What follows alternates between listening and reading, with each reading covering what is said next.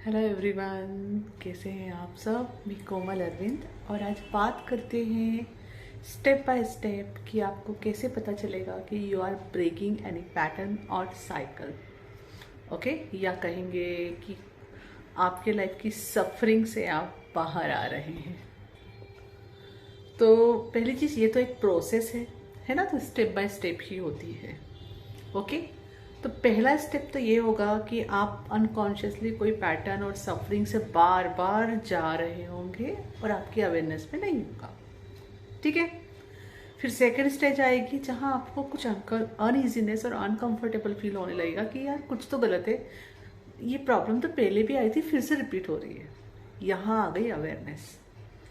ठीक है, कि अब आपके कॉन्शियसनेस में आ गया है कि कुछ है जो ठीक नहीं है, रिपीट हो रहा है। ओके, अब यहाँ से चालू होता है आपके चेंज का पीरियड, जिसे हम कहेंगे ट्रांसफॉर्मेशन आना, या आपके साइकिल और पैटर्न जो आपको सफरिंग में रख रहे हैं उससे फ्री होने की सबसे इम्पॉर्टेंट स्टेप। अगर यहाँ पे अब आप ब्लेम गेम में नहीं पड़ते हो, ये नहीं कह रही हूँ कि आपको कोई ब्लेम का सेंटेंस नहीं आएगा, आए, बना लो, वो सेंटेंस बना लो, आपको जो भी आ रहा है। फिर उसके बाद उस सेंटेंस में फिर यह देखो कि आखिर प्रॉब्लम क्या है। ओके, फॉर एग्जाम्पल, चलिए एक एग्जाम्पल देती हूँ। आपके लाइफ में आप सपोज हेल्प मैनिफेस्ट करते हो, पर वो हेल्प में जब आपको रिसीव होती है तो आपको ये फील होता है कि जो सर्विस मिल रही है उससे ज़्यादा आपको सर्विस टैक्स पे करना पड़ रहा है। It is like something, help मिलने के बावजूद आप ड्रेन फील कर रहे हो। ओके, है ना, अजीब सा सीन, पर ये सफरिंग का सीन है ना। तो ये चीज़ आपके अब अवेयरनेस में आ गई, तो अब आप क्या कर सकते हो, पहला सेंटेंस तो ब्लेम बना सकते हो, ब्लेम सेंटेंस बना सकते हो। यार मेरे को उस इंसान ने हेल्प करी, पर उसने इतनी टॉक्सिसिटी के साथ हेल्प करी, उसने ये बोला, उसने वो बोला, इट इज़ लाइक वो एहसान कर रहा था, ये कर रहा था, वो कर रहा था। ठीक है, पूरे सेंटेंसेस बना लो। अब कोर में आओ।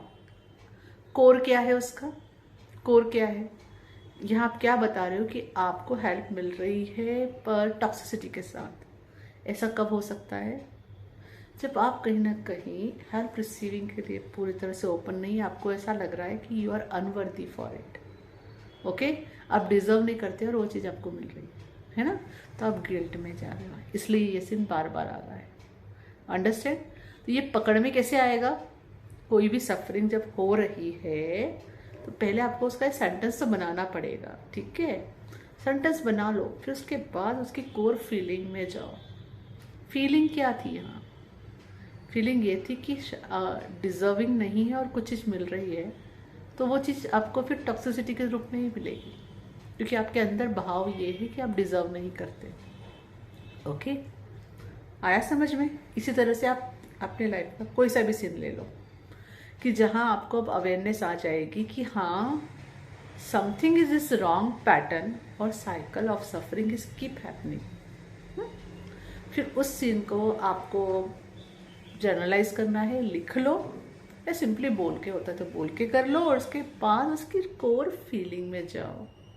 फीलिंग क्या आ रही है यहाँ पे, यहाँ ऑनेस्ट रहना बहुत ज़रूरी है। कई बार ना हम एक्सेप्टेंस में नहीं आते। इट्स ओके, एक्सेप्ट इट ना, कुछ गलत नहीं है इसमें। आपको जो फील हो रहा है सिर्फ आप वो फील कर रहे हो। जब आप ये चीज़ फील कर रहे हो कि आप अनवर्दी थे या डिजर्विंग नहीं फील कर रहे थे, उस समय भी रिमेंबर, एटर्नल ट्रूथ यही है कि you are always good enough because you are child of God. ठीक है, तो उससे आपके मैनिफेस्टेशन पे कोई प्रॉब्लम क्रिएट नहीं होने वाली है। इस डर को निकाल दो और सबसे पहले एक्सेप्टेंस में आओ, वहाँ फीलिंग क्या है। ओके, जब फीलिंग समझ में आ गई है ना, तो अब आपको पता है कि इस पैटर्न को तोड़ने के लिए आपको कहाँ शिफ्ट होने की ज़रूरत है। अगर आपके अंदर ये फीलिंग आई कि आप डिजर्विंग नहीं थे, अनवर्दी है, तो वहाँ पे आपको फिर सच अपने आप को देना है, कॉन्शियसली। कॉन्शियसली अपने आप को बताना है कि you are good enough, you are worthy for all good, you are deserving, है ना। ठीक है, और जब आप ये सीन करने बैठोगे तब आपको हो सकता है कोई बहुत पुराना कोई सीन याद आ जाए।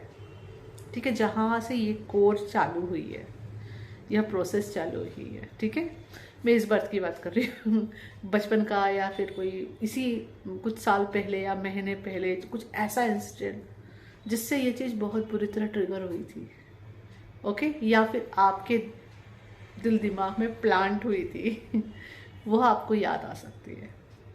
तो फिर वहाँ से भी फिर भागना नहीं, क्योंकि वो जब याद आएगा ऑफकोर्स आप अनकंफर्टेबल ही फील करोगे, ओके।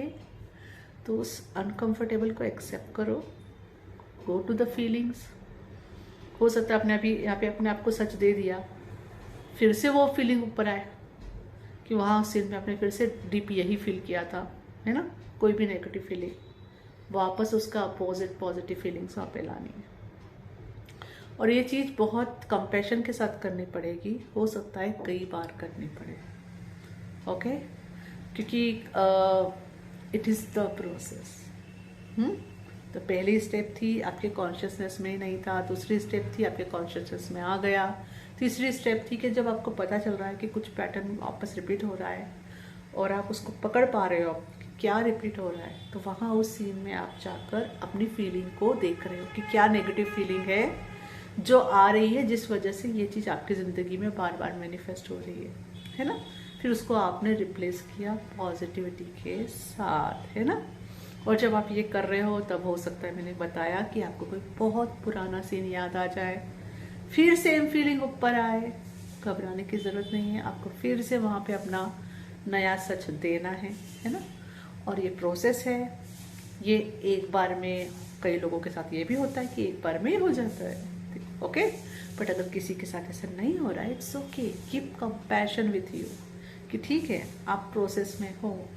आज आपके अवेयरनेस में आ गया है तो हीलिंग तो शुरू हो गई। हीलिंग मतलब वो चीज़ें रिलीज होना शुरू हो चुकी है जो आपको सर्व नहीं करती है। तो कुछ सिटिंग के साथ ये चीज़ हो जाएगी, और आपको इसकी भी चिंता करने की ज़रूरत नहीं कि बार बार पता करें कि अरे ये हुआ कि नहीं हुआ, हुआ कि नहीं हुआ। नो, अगर नहीं हुआ है तो आपके सामने फिर से इस तरह का कोई सीन या कुछ होगा जिससे आपको वो फीलिंग ऊपर आ जाएगी, ओके।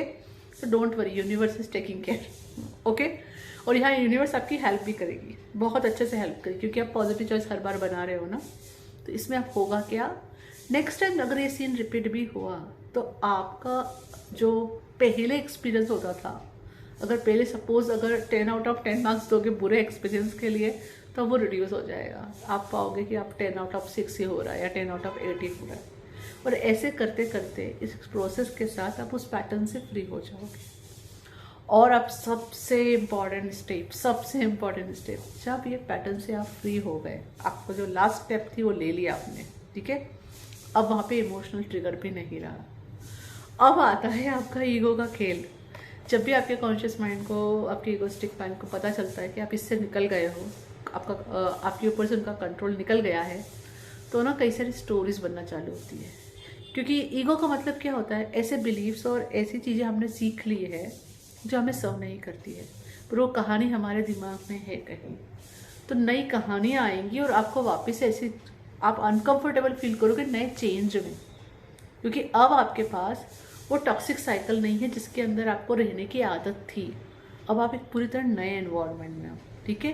तो आपको बहुत अनकंफर्टेबल फील होगा, और आपको फिर ऐसा फील होगा कि यार किसी भी तरह से वापस वहीं चले जाओ, क्यों कंफर्टेबल था, है ना। तो यहाँ आपको संभलना है, यहाँ आपको बार बार पॉजिटिव चॉइसेस बनानी होगी कि अब आपको वहाँ नहीं जाना है, ठीक है। और ये भी don't worry, universe is taking care.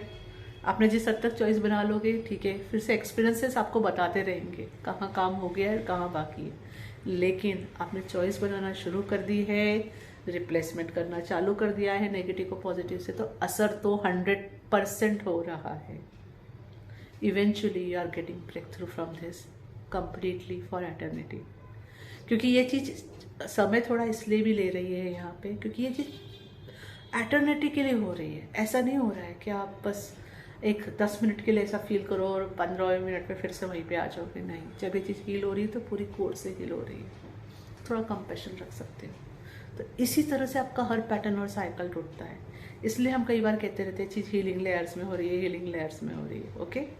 बस ये लास्ट स्टेप जो मैंने कही है ना, जब आप पूरी तरह फ्री हो जाओ तब थोड़ा सा ज़्यादा कॉन्शियसली आपको चॉइसेस बनानी है, लगे तो आप बना के लिख के रख सकते हो, मैं तो करती हूँ। अगर मुझे पता चल जाता है कि मेरा कोई पैटर्न है, उसके लिए मेरे को जैसे फेथ में शिफ्ट होना है या ट्रस्ट में शिफ्ट होना है या पैशंस रखना है, तो मैं तो उसके ऊपर अफर्मेशंस और चॉइसेस और डिक्रीज बना के लिख के रख लेती हूँ। और जैसे मुझे पता चलता है अरे ये चीज़ आ रही है, तो मैं याद हो चुकी होती है तो मैं खुद ही खुद को बोल देती हूँ, नहीं तो मैं नोटबुक निकाल के पढ़ लेती हूँ। क्योंकि आप अपने माइंड को भी रीप्रोग्राम कर रहे हो, है ना। इतने सालों से, इतने जन्मों से अपने कई जगह पे अपने माइंड को नेगेटिवली रीप्रोग्राम कर रखा था, है ना। तो उसको अब थोड़ा तो चेंज होने के लिए अब पॉजिटिवली भी तो रीप्रोग्राम करना पड़ेगा ना। तो अब आप वो कर रहे हो, और जो पॉजिटिविटी के साथ आप आगे बढ़ रहे हो, उसमें देखना आपकी अपना पॉजिटिव फीलिंग्स आना चालू हो जाएंगी। ओके, आपको अंदर से ही ग्रेटिट्यूड फील होना चालू हो जाएगा गॉड के लिए कि हाँ मैं इस चीज़ से फ्री हो रही हूँ। और जब फीलिंग्स जुड़ जाएंगी, उस पॉजिटिव इमोशंस जुड़ जाएंगे ना इन चॉइसेस के, पॉजिटिव चॉइसेस के साथ, तो आपका सबकॉन्शियस माइंड भी इसको और जल्दी ग्रास्प करेगा और जल्दी वो अनकॉन्शियस माइंड में अच्छे से सेटल हो जाएगा। या कहूँगी वो अनकॉन्शियस माइंड की वो नेगेटिव चॉइसेस रिप्लेस हो जाएंगे। तो इस तरह से प्रोसेस होती है किसी भी पैटर्न और साइकिल से या किसी भी स्ट्रगल वाली चॉइसेस से फ्री होने की। I hope this information will help you. Thank you. Hari Om Tatsat. Please like, subscribe and share my videos, and you can check description box for paid courses and free courses details. Thank you.